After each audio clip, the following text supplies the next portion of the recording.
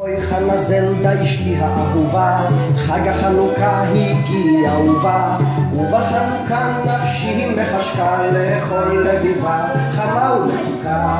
אוי רבי קלמן אישי היקר, אצלי במטבח, קמח לא נשאר בעלי היקר, ואיך זה אוכל להכין לביבה, בלי קמח בכלל. קמח, מה הבעיות?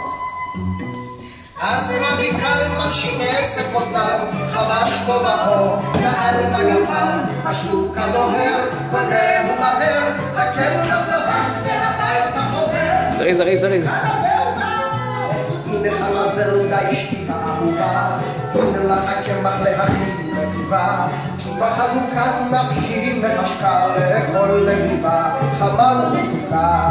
אוי רבי קלמן אישי היקר, אצלי במטבח, שמן לא נותר בעלי היקר, ואיך ייתכן להכין לביבה עם שמן נראה. שמן, מה הבעיות שמן? שוב משנס רבי קלמן אותה, חובש כובעו ונועל מגפיו, השוק הדוהר, קונה ומהר, קדשן וקרור והביתה חוזר. הנה חנה זלדה אשתי האהובה, הנה לך שמן להכין לביבה, כי בחנוכה נפשי מחשקה לכל לביבה, חמה ומתוקה.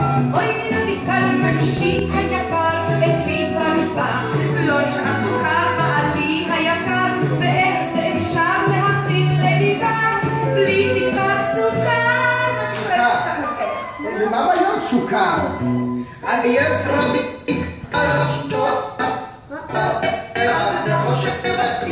לשוק הוא חוזר, רעב עוד יותר, סוכר הוא קונה והביתה דוהר.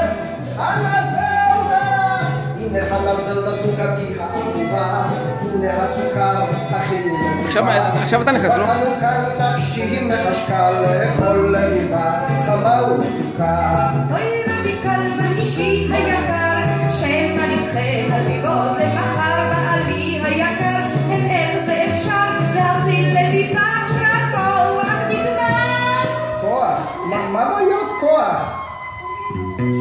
אז רבי קלמן חולץ מגפיו, לובש כוסייה, מפשיל שרוולה, ולש הבצק, יוצק ויוצק, צוחק אחרון רק מי שצוחק.